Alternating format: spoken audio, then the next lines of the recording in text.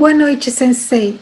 Quando alguém anula totalmente seu karma, nunca mais retorna a esse mundo? O que acontece depois disso?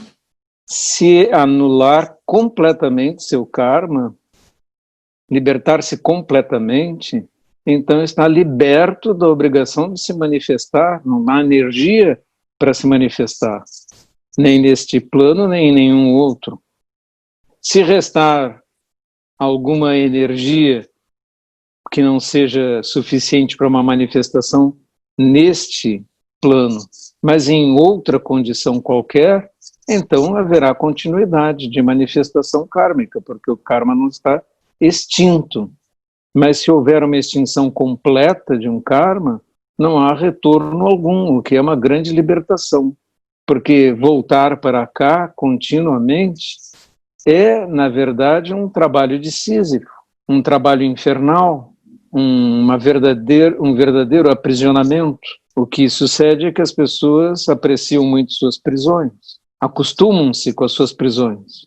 Dar-se conta que estamos aprisionados e condenados a repetir vidas semelhantes, existência após existência, é dar-se conta de que você está metido no problema de Sísifo, que é uma lenda grega de um homem que tem que arrastar uma pedra até o alto de uma montanha, e que quando chega lá em cima, a pedra escorrega para baixo da montanha de novo, e ele tem que ir abaixo e pegar a pedra e repetir a tarefa, sem fim.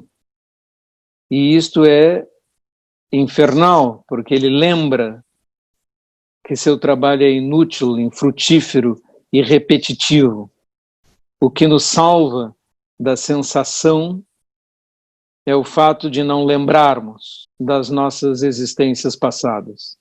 Se lembrássemos, faríamos bastante mais força para despertar do sonho das ilusões e nos libertarmos desse karma que nos força a retornar.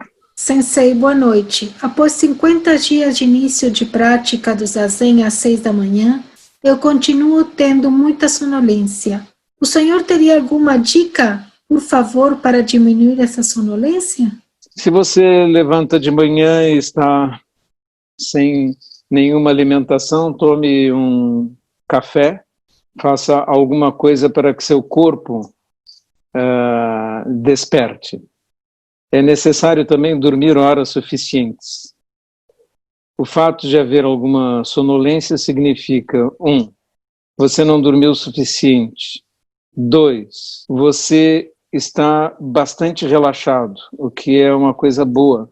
Então indica que você está conseguindo libertar-se de ansiedade e sentar-se calmamente, o que já é uma vitória.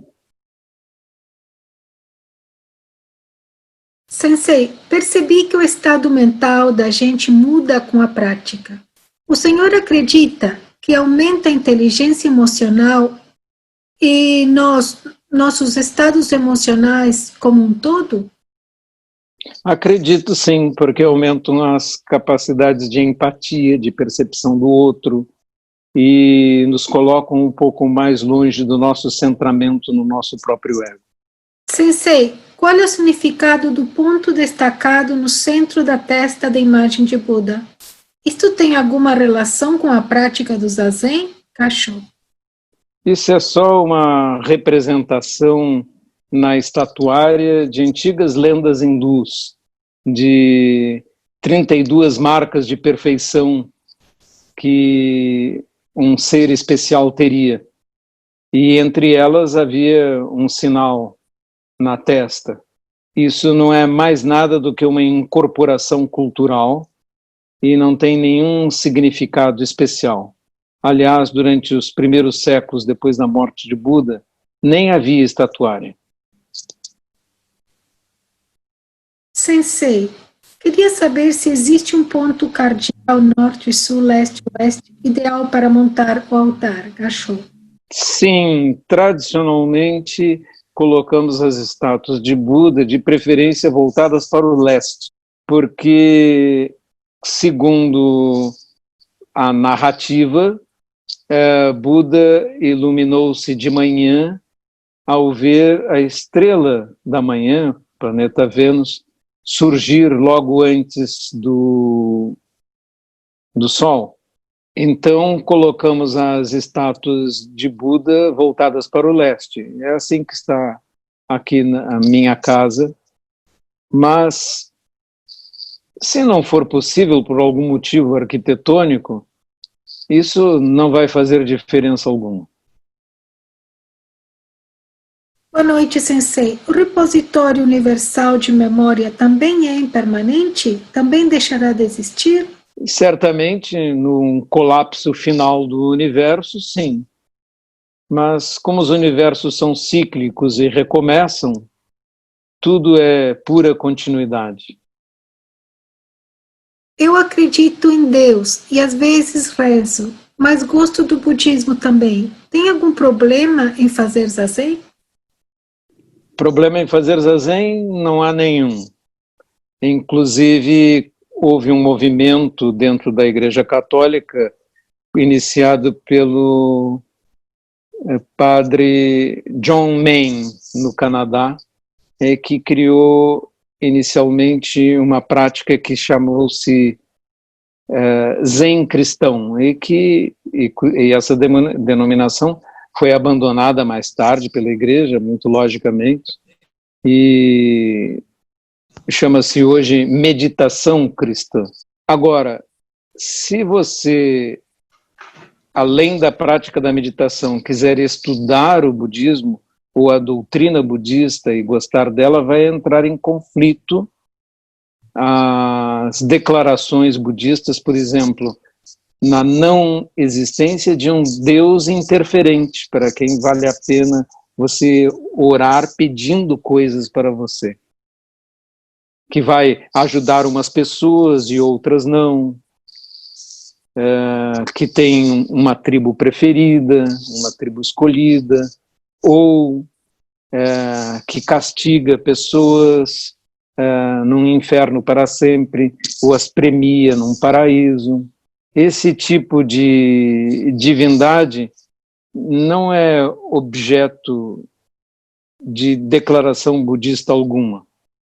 Simplesmente nem falamos a esse respeito. Então não chamamos o budismo de ateu, mas o chamamos de não teísta. Sensei, tenho reparado que nas minhas práticas recentes a minha visão fica turva e perco o foco. Isso tem alguma relação com o estado de concentração da prática ou simplesmente posso estar com problema de visão? Não posso saber aqui agora, não é? Mas não há nenhuma necessidade de focar nada quando você está com os olhos semicerrados em meditação, olhando para baixo. Basta saber que há luminosidade, que você está aqui nesse local e não deve mesmo ficar perscrutando a parede ou procurando ranhuras aqui e ali, não é? Eu me lembro de um homem que fez um retiro comigo e me disse que tinha visto na parede, na frente dele, todos os animais do zoológico, nas ranhuras. Na verdade, eu expliquei a ele que, com a pergunta, onde estão as formas que vemos nas nuvens? Estão na sua cabeça, em mais lugar algum. Então, não estamos focando ou procurando coisas, e não há, portanto, necessidade também de focar. Mas se você sentir que tem algum problema de visão fora deste momento, o certo é consultar o oculista, né? É a mente o maior obstáculo a ser superado pela prática? Com certeza, a mente é todo o problema. Os peixes e os pássaros não têm esse problema. Os peixes são verdadeiramente peixes e os pássaros são verdadeiramente pássaros. Só os homens não são verdadeiramente homens, porque passam o tempo pensando e imaginando. E é isso que os afasta da realidade. Com o vazio existencial que nos faz sentir que não pertencemos a lugar nenhum e que nada possa nos preencher. Porque estamos procurando alguma coisa para preencher. Essa angústia existencial é uma angústia do eu, quero saber que sentido tem minha existência, Por que estou aqui? Para onde vou? Essas perguntas são perguntas do eu. E quando você desperta das suas ilusões, todas essas perguntas desaparecem. E isto é a libertação de toda angústia existencial também. Foi por ter angústia existencial que Shakyamuni saiu do palácio e passou 6 anos treinando sem parar. E quando despertou, ele passou a ser o Buda, o acordado, aquele que despertou. Então esse é um problema de todos nós e um problema muito conhecido no budismo. Todos nós procuramos o budismo inicialmente porque temos alguma angústia em relação à nossa existência. Não sabemos bem quem somos, o que queremos fazer, mas quando esta pergunta é verdadeiramente respondida, quem sou eu? Você sabe o que deve fazer, quando e de que maneira.